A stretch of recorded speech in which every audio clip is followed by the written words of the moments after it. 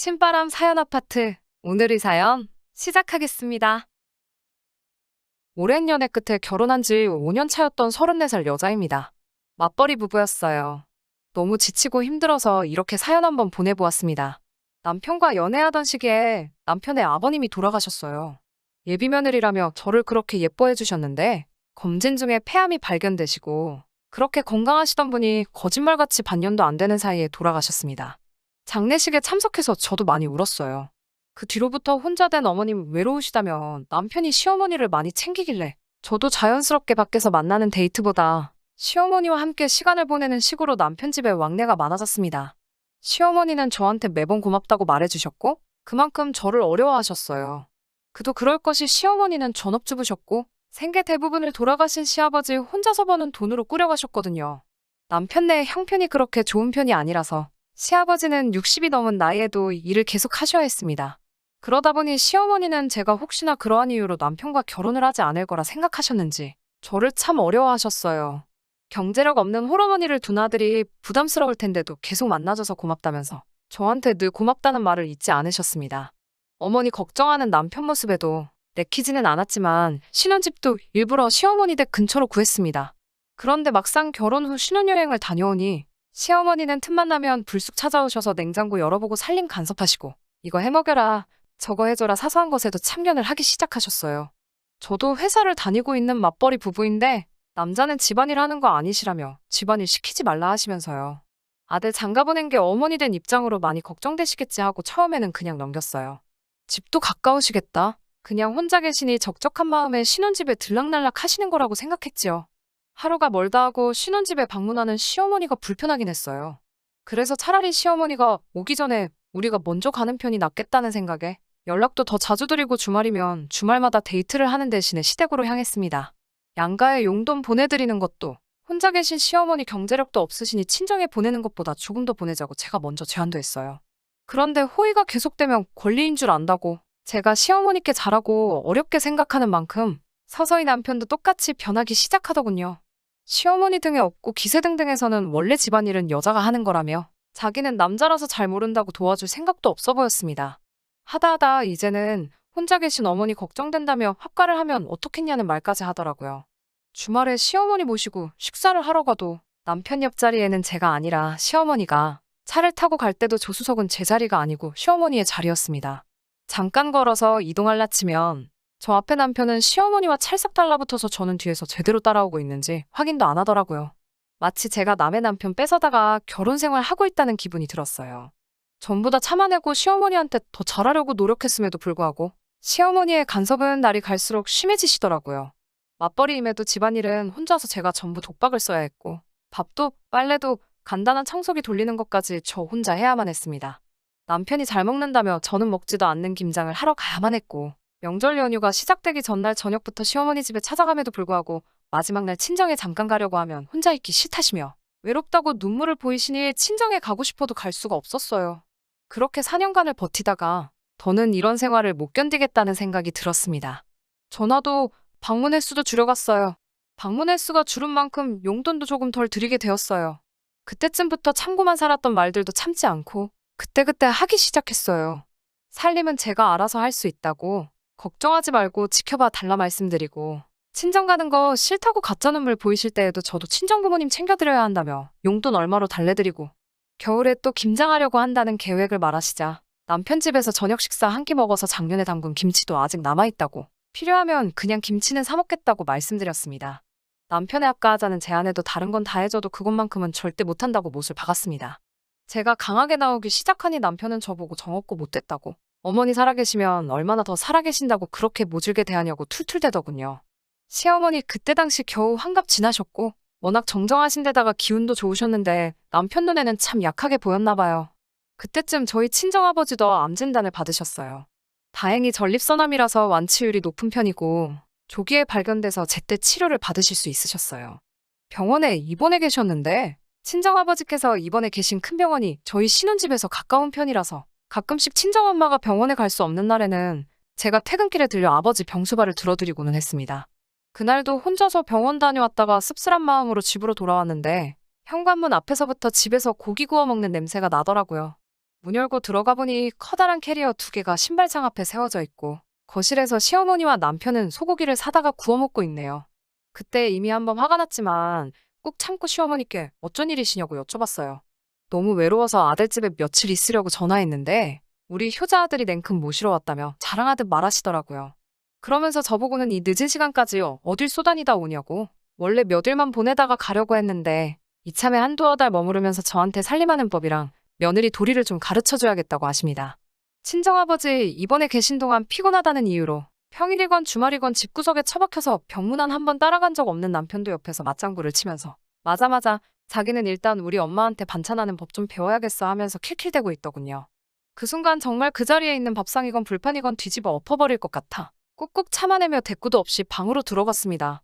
문 닫아놓고 속에 넘쳐나는 화를 죽이고 있는데 남편은 대번에 방으로 따라 들어오더니 너 지금 이게 뭐하는 싸가지냐면서 예의가 없어도 너무 없는 것 아니냐고 화를 내더군요. 말도 없이 어딜 나갔다 왔냐고 집에 늦게 기어 들어왔으면 걱정하고 있던 사람들한테 사과부터 하는 게 예의 아니겠냐고 트집을 잡으며 성질을 부렸어요. 정말 그 순간만큼은 억눌렀던 화가 터져 나오면서 참을 수가 없더라고요. 신나게 고기 구워서 처먹고 있었으면서 걱정을 했다는 말이 참 어이가 없었습니다.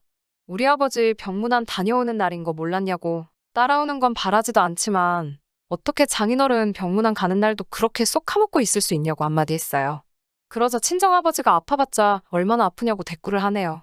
자기 아버지 폐암으로 손도 못 쓰고 돌아가신 건 기억을 못하는 건지 아무리 치료율이 높은 암이라도 그렇지 무슨 감기 환자 대하듯이 말하는데 어이가 없어서 저도 그때부터 말투가 날카로워지기 시작했습니다. 방 안에서 언성이 높아지니 시어머니가 따라 들어와서는 저보고 뭘 잘했다고 큰 소리를 내고 있냐고 거드시더군요. 친정아버지 이번 한 건 친정에서 챙겨야지. 출가 외인인 제가 뭐하러 신경을 쓰냐며 남편 밥 때가 되었으면 냉큼 들어와서 밥을 차려야 하는 것 아니냐고 말씀을 하시더군요. 이미 저 빼놓고 둘이서 소고기 구워 먹고 있었으면서 엄마 아니었으면 쫄딱 굶을 뻔했다면서 한마디 보태며 제 신경을 계속 긁었어요. 엄마 밥이 그렇게 좋으면 평생 엄마가 해주는 밥 먹고 살라고 말하고 그 자리에서 고래고래 소리를 지르고 있으니 지들이 너무했나 싶었는지 갑자기 조용해지더니 저를 두고 다시 밖으로 나갔습니다. 방문 닫고 혼자서 감정 좀 추스르고 있는데 이내 밖에서 다시 브루스타에 불 켜는 소리가 들리더니 아까 먹던 소고기를 마저 구워 먹으면서 하하호 떠들고 있네요. 그 길로 방문을 발로 차듯 열어 제껴서 시어머니 앞으로 성큼성큼 걸어갔어요. 시어머니 제 모습에 놀라서 주춤하셨는데 저는 당황하는 시어머니 앞에 서서 어머님 죄송합니다 하고 사과를 드렸습니다. 제가 사과를 하니 남편이 기고만장해져서는 앞으로 똑바로 하라면서 우쭐대고 있더군요. 남편은 무시하고 시어머니께 말을 이어갔습니다. 어머님 아들 뺏어오는 게 아니었는데 아직 엄마 품이 그렇게도 좋은 남자인 줄도 모르고 제가 데려와서 죄송합니다. 혼자 되신 게 안쓰러워 집도 가까이 구하고 친정어머니한테 하듯 효도하려고 했는데 어머님께 필요한 건 효도가 아니라 아들이었네요. 어머님도 제가 아들 데려가서 많이 외로우셨을 거라는 걸 생각도 못했어요. 정말로 죄송합니다. 아들은 다시 돌려드릴 테니 이제 외롭지 않게 매일같이 품에 끼고 사세요. 라고 말씀드리고 다시 방으로 들어가서 큰 가방에 화장품이랑 출근할 때 입을 옷 몇 가지만 쓸어 담아서 그 길로 친정으로 향했습니다. 친정에 도착하니 이미 제 핸드폰에 남편하고 시어머니가 번갈아 가면서 전화랑 카톡을 해대는데 내용을 보니 자기들이 한 행동에 일절 사과의 한마디는 없고 지금이라도 기어들어오면 아무 일도 없었던 걸로 용서해주겠다며 으름장만 놓네요.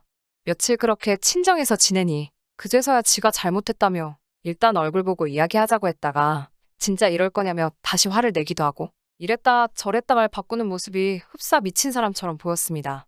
친정에는 아버지도 아프신데 걱정거리만 늘리는 것 같아 남편이 출장 중이라서 혼자 집에 있으니 무서워서 친정에서 며칠 지내다 가려고 왔다고 말씀드렸지만 아무리 생각해도 돌아갈 자신이 생기지 않아 이혼을 하려고 한다고 말씀드렸습니다. 친정어머니는 제가 짐 싸들고 온 순간부터 이미 눈치를 채고 계셨더라고요. 아무튼 이제 친정에도 이야기를 했겠다. 제가 더 이상 참아야 할 이유도 숨겨야 할 이유도 없어졌습니다.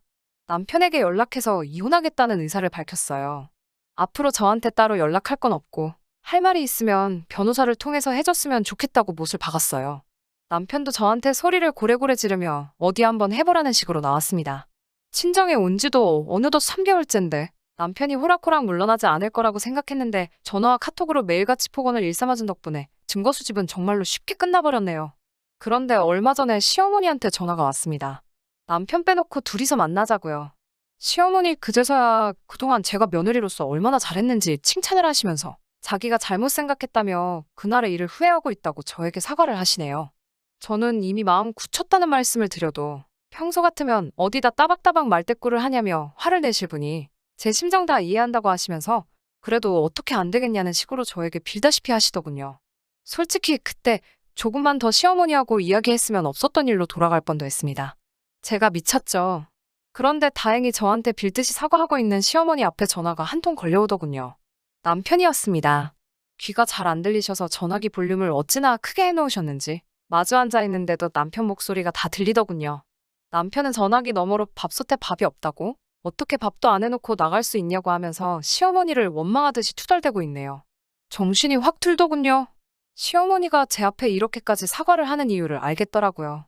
다시 남편 뒷바라지하며 저녁밥 챙겨주고 자는 거 깨워서 출근시켜주고 아주 똥수발을 들게 생겼으니 그제서야 제 빈자리가 느껴지셨나 봅니다. 남편한테 그거 하나만큼은 고마워요. 그때 시어머니께 전화를 해서 밥 타령만 하지 않았어도 시어머니 사과에 거의 넘어갈 뻔했었으니까요. 아, 하나 더 고마운 게 있네요. 정신 못 차리고 문자며 전화로 매일같이 저한테 욕짓거리를 해준 덕분에 이혼하는데 따로 증거 수집을 할 필요도 없게 도와줬으니까요. 시어머니께 웃으면서 한 말씀 드렸습니다. 그렇게 원하시던 대로 이제 아들하고 둘이 지내시니 시끌벅적 아주 살맛 나시겠다고요. 이제 명절날 친정 가려고 하는 며느리도 없고 영원히 아들 곁에 두고 지내시게 되었는데 기분이 어떠시냐고요.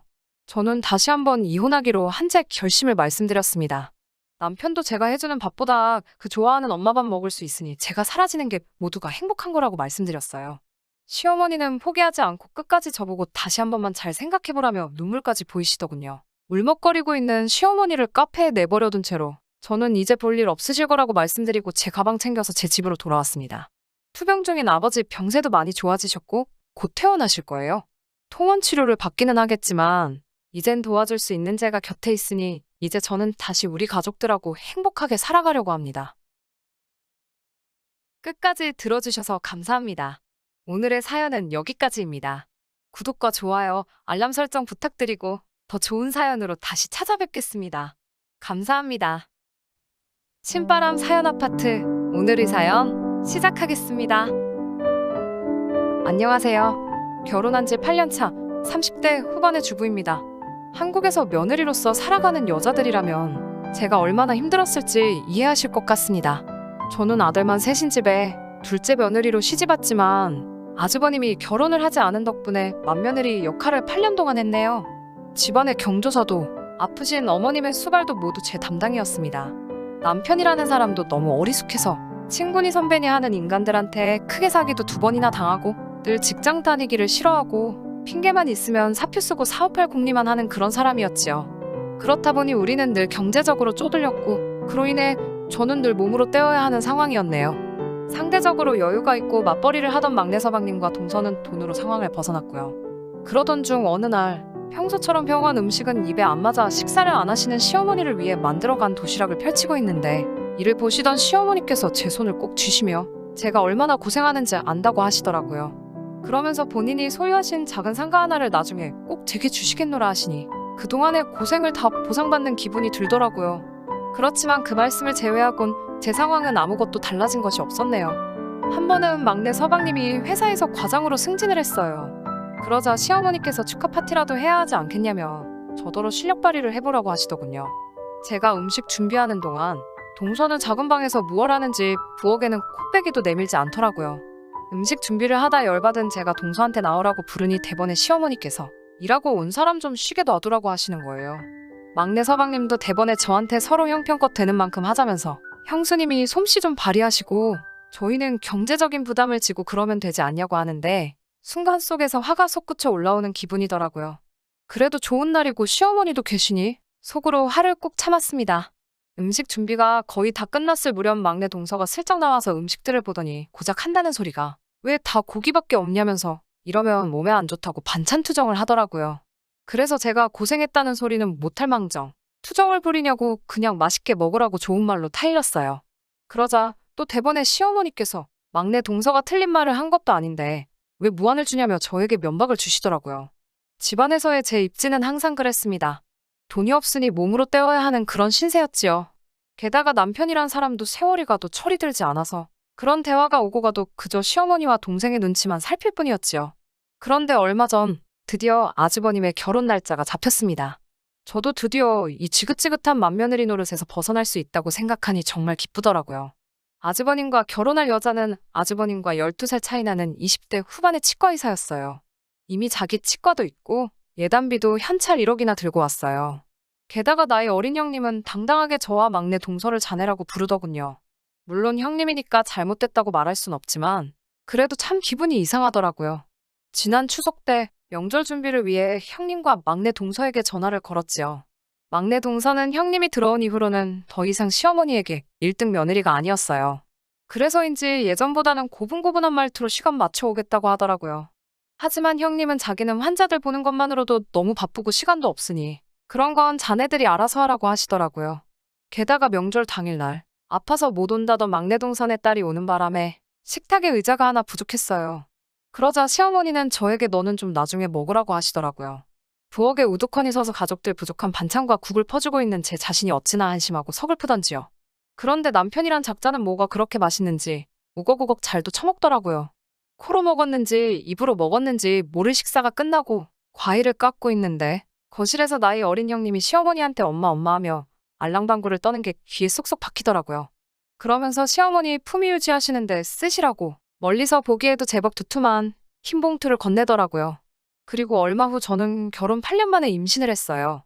이 소식을 시어머니께 전하자 시어머니는 어떻게 며느리 둘이서 동시에 임신을 하냐며 벽경사라고 너무 좋아하시더라고요. 알고 보니 형님도 임신인 거였죠. 며칠 뒤 시어머니는 두 며느리를 불러 앉히시곤 형님한테는 입덧에 좋은 한약이라며 보약을 주시고 저에게는 덕담만 해주시는 거예요.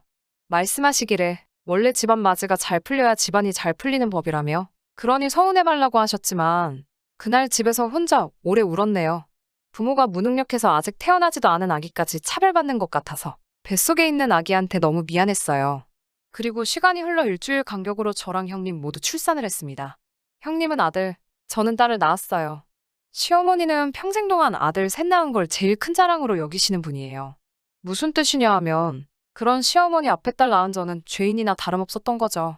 산후조리원에서 돌아온 날 어머니가 형님네 아기를 데리고 저희 집에 오셨어요.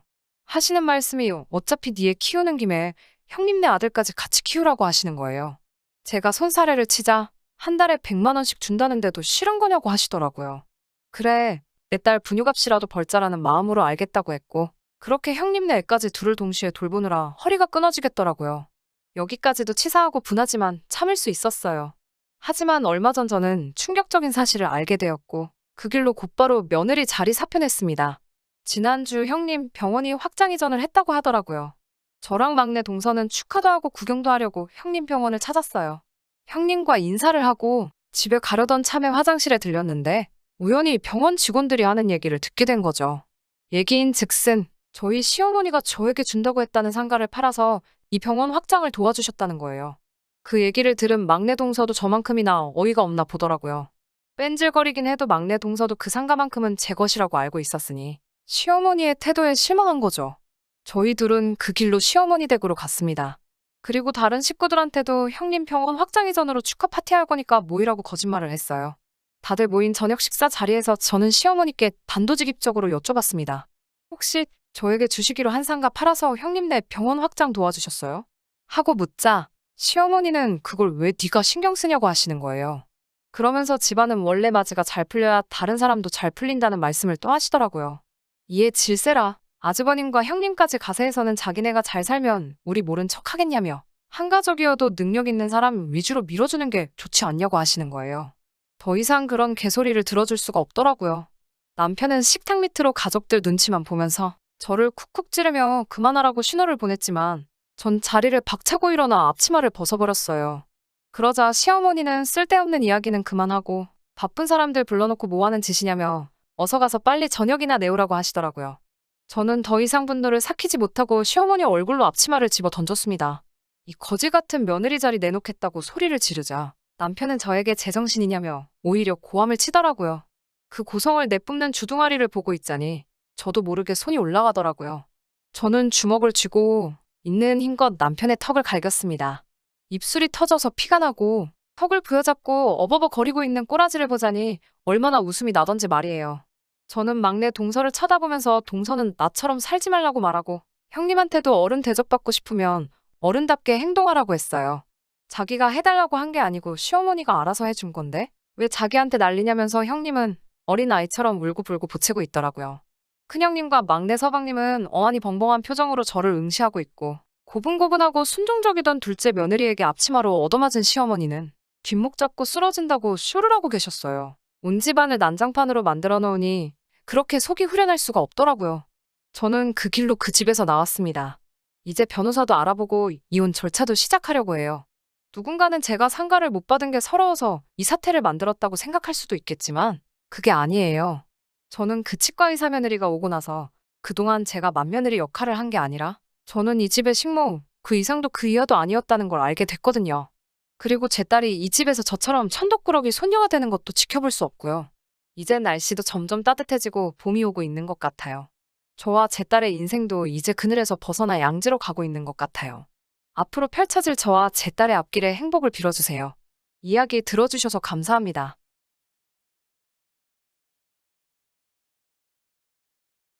끝까지 들어주셔서 감사합니다. 오늘의 사연은 여기까지입니다. 구독과 좋아요, 알람 설정 부탁드리고 더 좋은 사연으로 다시 찾아뵙겠습니다. 감사합니다.